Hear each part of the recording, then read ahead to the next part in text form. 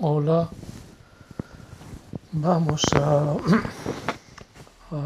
elucubrar acerca de un tema pues un poco vago. Nos podemos imaginar en el principio todo un supuesto principio de imaginario. Imaginémonos que hay un ser, que hay una célula, que hay un primer individuo que se enfrenta a un primer, ¿cómo se llama? Estímulo. Primero podemos imaginarnos como si fuera un primer ser que se enfrenta a un primer estímulo. Nosotros nos preguntamos, ¿qué ocurrirá a continuación? ¿Qué ocurrirá? Es decir, ¿qué va a hacer este ser, este individuo ante el primer estímulo? Imaginémonos, teóricamente, imaginariamente, un primer ser ante un primer estímulo. Bueno, este ser es un ser vivo y quiere seguir viviendo. Entonces, ¿qué hará? Es decir, bueno, tiene que dar una respuesta. Pero esa respuesta, ¿en base a qué? ¿Qué orientará esa respuesta? ¿Cuál será el fundamento? Que no es de responder sí, pero responder en base a qué. Bueno, yo miro cuáles son las opciones que tiene este ser para elegir, para responder. ¿Qué puede mirar? ¿Qué puede tener a la vista para responder? Bueno, entonces él tiene delante de sí un estímulo. Un estímulo es también una acción de algo. Si es un león, pues el león te amenaza y el león viene corriendo, el león hace cosas, pero es un león, son acciones de un león, son dos cosas. Entonces es el estímulo, pero el estímulo a veces se distingue, por ejemplo, distinguimos el león de sus acciones. Pero si este ser, individuo que nosotros hablamos, del que nosotros nos preguntamos, nos interrogamos, si este ser se enfrenta con un fuego, pues no distingue entre el fuego y sus acciones. Lo que encuentra es un... Pero poco a poco irá distinguiendo, poco a poco irá separando el fuego de las acciones. Entonces, ¿qué se encuentra? Se encuentra, por ejemplo, con el fuego, se encuentra que el fuego quema, que el fuego te acerca y quema. Bueno, ¿y qué se plantea a la hora de responder al fuego? Responder no tiene necesariamente que responder al fuego, pero sí tiene que corresponder a la acción del fuego sobre él. Si tú te quemas, puedes... ¿Qué hace? ¿Qué hará? ¿Qué hace en general el ser vivo frente al primer estímulo? Yo me planteé durante mucho tiempo dos respuestas, pero que esas dos respuestas creo que están bastante poco bien orientadas. Yo decía, la respuesta se puede basar en el objeto o la respuesta se puede basar en el sujeto. Es decir, que yo miro para responder a lo que el objeto es o miro a lo que el objeto representa para mí, si me beneficia o me perjudica. Entonces ¿Por qué decía yo esto? Porque mirando a todo lo largo la evolución del cerebro, tenemos esa doble división. ¿Qué es lo que hace? ¿Qué es lo que ha hecho? ¿Qué es lo que ha, digamos, resuelto, contribuido a la evolución a lo largo de todo el tiempo en nosotros, en el cerebro? Pues esos dos etapas, ¿no? Una primera de centrarse en el sujeto y una segunda de centrarse en el objeto. ¿A qué le llamo yo centrarse en el sujeto? Bueno, me parece muy abstracto, me parece eso muy difícil, pero en realidad es una cosa muy sencilla. Si el fuego me quema, yo tengo dos opciones. Yo pensaba que tenía dos opciones, pero yo ahora veo que tengo solo una, pero yo pensaba que tenía dos. Una, ¿qué es el fuego? ¿Qué es el fuego? ¿No? Y segunda, ¿el fuego me beneficia o me perjudica? Sí, la acción que me viene a mí, sí, la influencia, la consecuencia, el resultado, porque puede ser que yo encuentre un animal muerto, ese animal muerto me beneficia o me perjudica. Entonces yo, pues bueno, si está muerto recientemente y la carne es fresca, me beneficia, y si está muerto mucho tiempo y huele mal, me perjudica. Puede ser, ahí me beneficia o me perjudica ese, el fuego me beneficia o me perjudica. Entonces yo miro, diríamos, en qué medida me beneficia o me perjudica. Si yo hay un ser que viene hacia mí, otro hombre que viene hacia mí, ese hombre me beneficia o me perjudica. ¿Es un amigo que viene con señales de amistad o es un enemigo que viene con señales de agresión? Entonces yo tengo, ¿qué tengo yo que hacer? Tengo que poner una respuesta, pero ¿qué mira la respuesta esta? ¿Qué pretende la respuesta esta? Yo decía, ¿puede pretender el conocimiento? ¿Puede pretender qué es ese hombre que viene a mí a agredirme? ¿Qué es ese león que viene dispuesto a zamparme? ¿Qué es ese fuego que despide tanto calor y me quema si me acerco? O puedo decir, ¿en qué medida me beneficia o me perjudica este hombre agresivo que viene hacia mí o este hombre que viene con señales de amistad? ¿Eso es bueno o malo? Entonces, ¿cuál será mi respuesta? Y yo decía, la respuesta puede ser el conocimiento de la cosa o puede ser bien una postura, diríamos, cambiante, diferente. Si la cosa es amistosa, pues entonces yo tomo una disposición amistosa. Y si la cosa es, diríamos, agresiva o poco amigable, entonces yo tomo una postura defensiva. Entonces, eso es lo que yo... ¿Por qué decía yo ese planteamiento? Lo decía porque el cerebro nuestro, a lo largo de su evolución, tiene dos etapas. Tiene todo el cerebro se puede dividir en dos. Uno, postura, diríamos, centrada en el sujeto, es decir, que es lo que el cerebro propone es defensa o ataque, por decirlo así, o actitud amistosa o actitud defensiva, o bien en qué me beneficia o en qué me perjudica. No me interesa lo que el objeto es, no me interesa lo que el león sea, no me interesa lo que sea ese ser que lo aspecto de hombre, no me interesa lo que sea el fuego, lo que me interesa es salvar mi vida, lo que me interesa es mi bien, mi bien.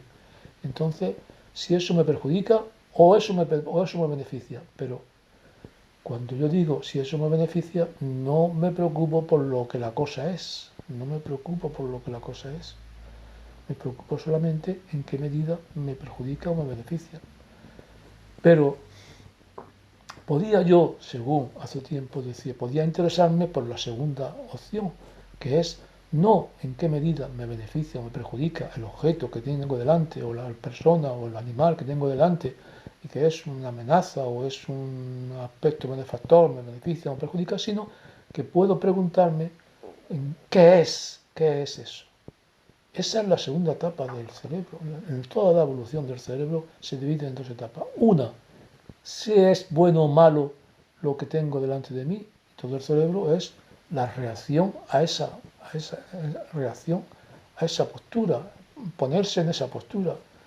Primero es el cerebro, digamos, lo que llama el cerebro de los reptilianos. No se utiliza esa tecnología para separarlo en estrictos cerebros, pero bueno, primero éramos como reptiles. El cerebro reptiliano, por decirlo así, es aunque no lo tienen propiamente los reptiles, según dice, pero bueno, para entendernos, es un cerebro, diríamos, primitivo, instintivo, pero los científicos, los psicólogos, la gente que entendida dice, eso es un cerebro, diríamos, emocional, primitivo, es decir, que está emoción tendente a lo rígido, son emociones más bien rígidas, emociones diríamos que podemos llamar emociones, una emoción rígida es un instinto, es una respuesta defensiva o de ataque, es decir, son respuestas emocionales, pero son emociones rígidas. Eso es lo que es un instinto, es una emoción rígida. La emoción se liberaliza, se libera, se suelta, se diversifica y se hace también social, primero es individual y luego se hace social, y eso es todo el campo que tenemos, todo el campo, hasta que aparece ya, diríamos, la corteza, el córtex con el pensamiento racional. El pensamiento racional significa la visión de la cosa tal cual, sin considerar si es buena o mala. Eso es algo asombroso, eso es algo asombroso. Si es buena o mala, ¿cómo puede ser eso? ¿Cómo puede ser un ser vivo dejar de lado si esa cosa es buena o mala? ¿Y por qué? ¿Y cómo? ¿Y para qué ha salido ese resultado? Bueno, ese es nuestro planteamiento, esa es nuestra pregunta, y ahí estamos nosotros con nuestras respuestas pequeñitas. En un principio, pues lo que hubo fueron respuestas emocionales. ¿Qué es una respuesta emocional? La respuesta emocional es la respuesta centrada en el sujeto. Eso que viene hacia mí, ese estímulo, ese ser que está ahí fuera, ese trozo de comida, ¿eso es bueno o malo? Esa es la pregunta. ¿Y cuál es mi actitud tendente? Si es bueno, pues para aprovecharlo, qué actitud tengo que tener si es bueno y qué actitud tengo que tener si es malo. Si es un alimento, ¿cómo tengo que hacer? ¿Qué tengo que hacer? Y si es una persona, si es amenazante, si es otro animal, si es otra cosa, que es bueno o malo. Pero esa ha sido la actitud. ¿Por qué ha sido esa actitud? Bueno, nosotros podemos preguntar, ¿podía haber sido otra? Yo me preguntaba al principio, ¿podía haber sido al revés? ¿Podía haber sido primero la actitud del cerebro racional y luego el cerebro emocional, desarrollarse al revés? Imposible, imposible. Porque ¿qué le interesa a un ser vivo? Le interesa su vida. ¿Qué le interesa? Le interesa su bien, su bien, su bien. Le interesa de eso que hay fuera, le interesa lo que es bueno y lo que es malo para él. Ese es su primer interés, ese es su primer interés. Y ese es un interés directo, es la cosa o la acción o el estímulo debe provocar en él una respuesta adecuada, tendente a lo que esa cosa es, si es buena o mala. Si es buena, una buena respuesta de aceptación, de buena recepción, y si eso que hay delante de él es malo, pues eso, una respuesta adecuada de rechazo, lucha, de ataque, toda esta clase de respuestas que son para lo malo. Son directamente a favor de su vida y a favor o en contra del estímulo según que sea positivo o negativo. Eso es el estímulo y la respuesta directamente hacia la vida. Luego entonces no había otra opción, no había otra posibilidad. Tenía que ser de esa manera. ¿Y qué era el conocimiento? ¿Qué ofrece el conocimiento? El conocimiento es imposible, como una primera opción. El primer momento no dice nada. El conocimiento es muy valioso, pero como subordinado, porque el conocimiento en sí no sirve para nada. ¿Para qué le sirve para su vida a un ser? ¿A un ser le sirve el conocimiento? Directamente, para nada, para nada, para nada. Indirectamente sí. Primero se conoce, como conocen los científicos. No, yo conozco por conocer. Sí, conocer por conocer, pero luego lo aplicaremos. No, a mí me interesa la ciencia por la ciencia, el conocimiento. Sí, interesa desde luego. Pero ¿por qué dicen los científicos que les interesa el conocimiento por conocimiento? ¿Están farseando? No están farseando. Lo que pasa es que en nosotros la evolución, la naturaleza, pone un deseo subjetivo en aquello que nos interesa objetivamente. Es decir, y nosotros se nos oculta el fin objetivo que está por debajo del fin subjetivo. Es decir, yo deseo el sexo, yo deseo esa mujer, yo deseo mi placer, y entonces yo busco satisfacerme subjetivamente, pero la naturaleza tiene otro fin. Cuando yo hago eso, la pareja que busca su placer, por debajo de su placer está la naturaleza buscando su fin, y ellos se buscan su fin subjetivo, pero al mismo tiempo, sin saberlo, están satisfaciendo el fin objetivo, porque la naturaleza nos pone nos pone siempre, parece ser que funciona mejor, que debajo de una necesidad objetiva o por encima de una necesidad objetiva, la naturaleza pone una necesidad subjetiva. Es decir, si tienes hambre, ¿por qué debía nosotros darnos la naturaleza ese gusto, esa satisfacción en el comer? Es que no era suficiente simplemente con obtener comida y que la comida nos provoque la vida, nos fomente la vida. Pues no, se ve que no, porque si hay dos seres, ¿por qué está así? Pues porque no funcionaba. Si hay dos seres, uno que no sé si necesitará hambre o no, pero que a lo mejor no tiene satisfacción en el hambre, en comer, ni en nuestra cultura, que si esto se hace, las comidas tan sofisticadas, buscando los placeres, buscando los sabores, todo eso ¿para qué? Todo eso es para satisfacer la necesidad objetiva del alimento, del cuerpo que necesita alimento. Pero la naturaleza nos ha provisto a nosotros de una necesidad subjetiva. Yo como por satisfacción, por placer, por gusto. Y me olvido muchas veces de si como por hambre o no como por hambre. Y de hecho, incluso a veces comer por satisfacción puede ir en contra de la salud. Porque la naturaleza nos ha previsto también de que comamos más de lo que necesitamos en previsión del futuro. Pero eso... O sea que, bueno, entonces junto a las necesidades hay un placer. Y a menudo conseguimos el fin de la naturaleza sin saberlo, lo conseguimos de manera subjetiva. Aristóteles dice, el hombre por naturaleza ama al conocer.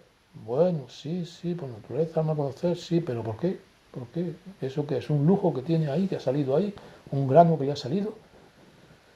Bueno, se ama por lujo, pero también descansa, cuando descansa, que está muy fatigado, tiene un enorme placer, y cuando viene de un gran ejercicio y toma la ducha, tiene un grandísimo placer, y no sabe, no mira el beneficio de su cuerpo, sino que mira el placer subjetivo. Y cuando tiene muchos sueños, se encanta cuando tiene ese sueño que se puede quedar, tumbarse y dormirse. Todas las necesidades van revistas de placer. Lo que pasa es que a menudo se van muy cercanas. Bueno, si estás muy cansado y descansas, tienes un gran placer, pero ahí el cansancio y el placer están muy unidos y son muy visibles. Pero ¿cuál es el fin del placer del conocimiento? Así pues el fin del placer del conocimiento es la técnica. El conocimiento es la ciencia y el fin del conocimiento es la técnica. El conocimiento. Lo que pasa es que uno se deriva del otro. La ciencia conoce la cosa en sí. Por primera vez hay un grandísimo cambio, hay una grandísima revolución. Es una cosa increíble. El ser se olvida del bien, se olvida de su bien. Porque siempre que miraba la cosa, la miraba si es bueno o si es mala. Lo seguimos todavía mirando, muchas cosas. El presidente del gobierno, a mí me gusta, a mí no me gusta, a mí me cae mal, a mí no me cae bien. Eso son valoraciones. Todo lo que es valoración está en el lado del bien o del mal. En el conocimiento hay todavía una separación entre las dos clases de conocimiento, una separación fuerte. Entonces, siempre ha sido así, es lo más natural y es lo más normal que todo esté al servicio de la vida. El bien es el fin máximo. Al final ponemos otra vez a Platón y venimos otra vez a Aristóteles. El bien es lo último, el bien es lo que, no un bien a lo mejor como causa final, yo no lo sé, no es que la causa final, pero yo busco mi bien. Y todo se subordina al bien. Bueno, podemos ponerlo ahí, a lo mejor luego se pueden matizar las cosas, pero podemos en principio ponerlo ahí. Porque tenemos dos elementos sobre todo discordantes, dos elementos que han estado en lucha, el bien y la verdad. ¿Qué es el bien? El bien es esa cosa, ese estímulo, ¿es bueno o malo? Eso es el bien, eso es la pregunta por el bien. ¿Eso me beneficia o eso me perjudica? Yo necesito comer, entonces, ¿eso es bueno para comer o es malo para comer? La cebolla, esto, lo otro. Esa es la pregunta. Y la otra pregunta es, ¿eso qué es? ¿Qué es? Claro, entonces cuando tú dices eso qué es, tú lo dices del ligado del bien, del ligado del bien. Es una pregunta muy rara, muy atrevida. ¿Pero por qué? ¿Por qué? Porque ha habido que irse lejos. Ha habido el cerebro, la evolución, ha tenido que cortar radicalmente con el bien, porque con el bien oscurecía siempre la pregunta por el cómo, por el qué. ¿Qué es esto? No me preguntes si es bueno o malo. En la medida en que me preguntes si es bueno o malo, me oculta su ser. Yo, lo que es bueno, un ser, te dice, es bueno o malo, eso es cómo es el ser para ti, para ti. Para mí, ese ser es esto y lo otro. Para mí es bueno, para mí me beneficia, a mí me produce sueño, a mí me produce felicidad, a mí me produce malestar. Todo eso es el ser para ti.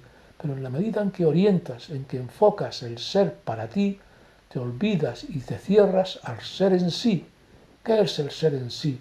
¿Qué es la cosa en sí? Esa cosa, ¿qué es en sí? Si quieres saber lo que es en sí, ciérrate al para ti, ciérrate al bien.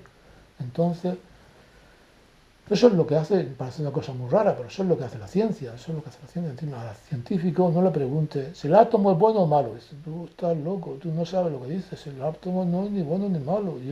Pero tú ¿a qué estudias? Yo estudio el átomo, pero ¿qué estudias del átomo?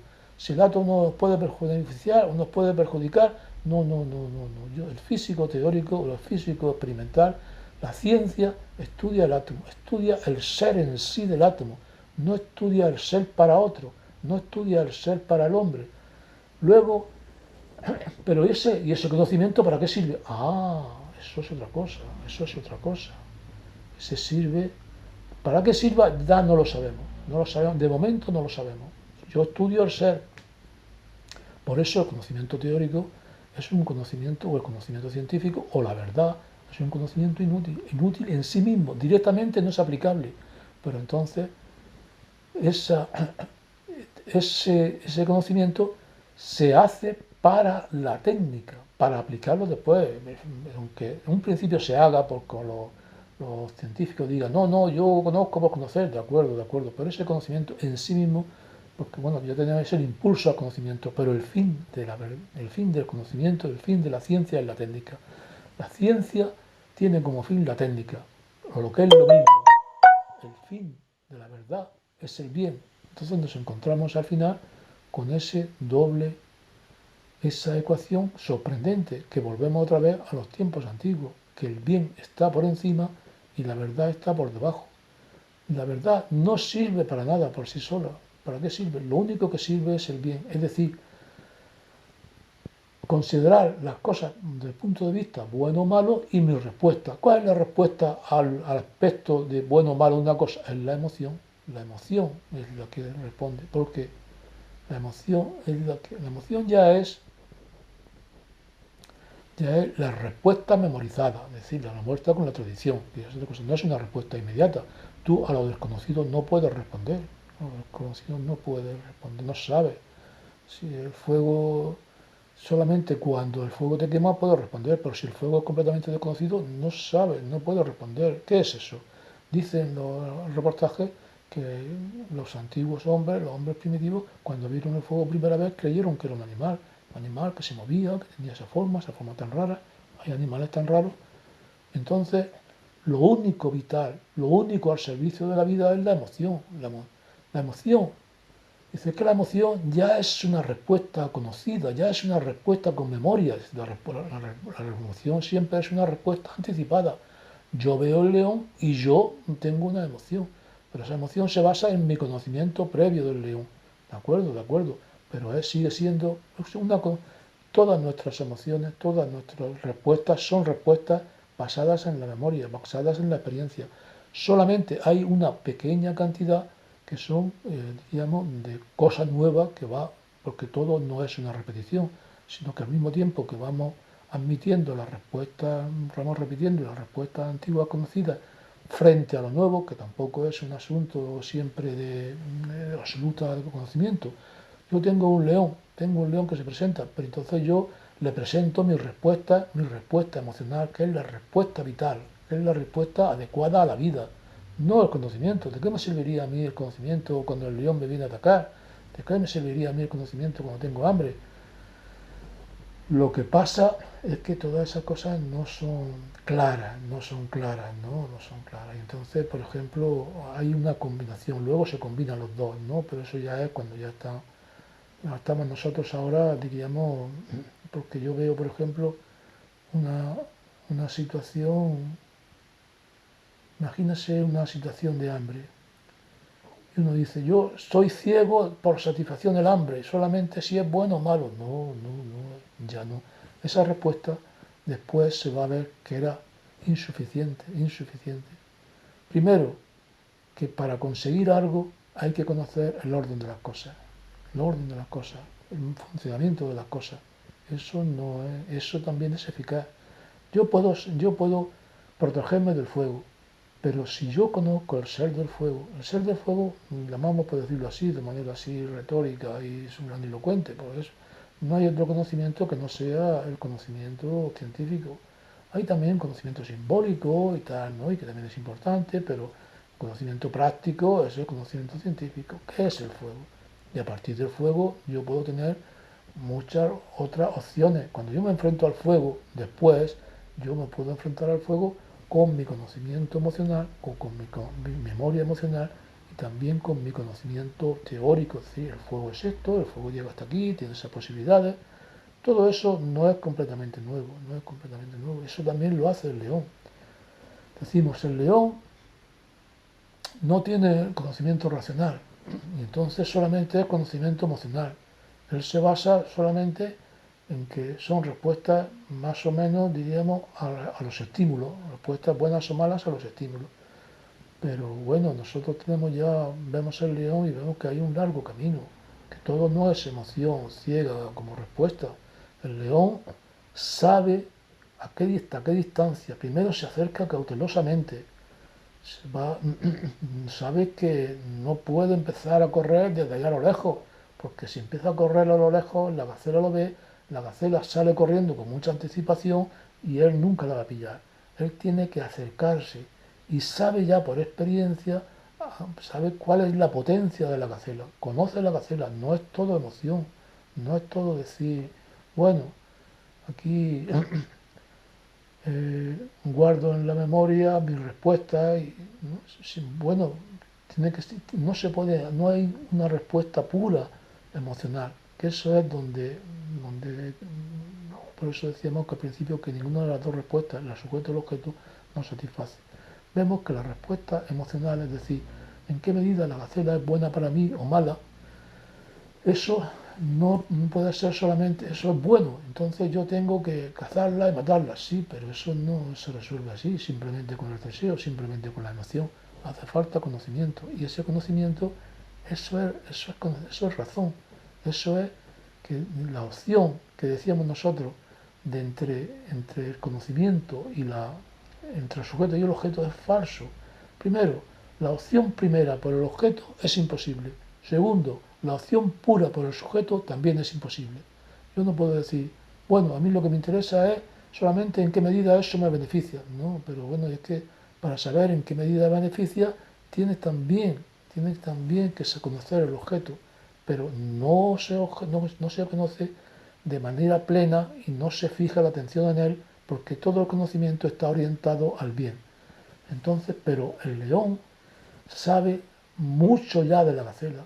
El león no le interesa el ser de la gacela, el león no conoce a la gacela en sí misma.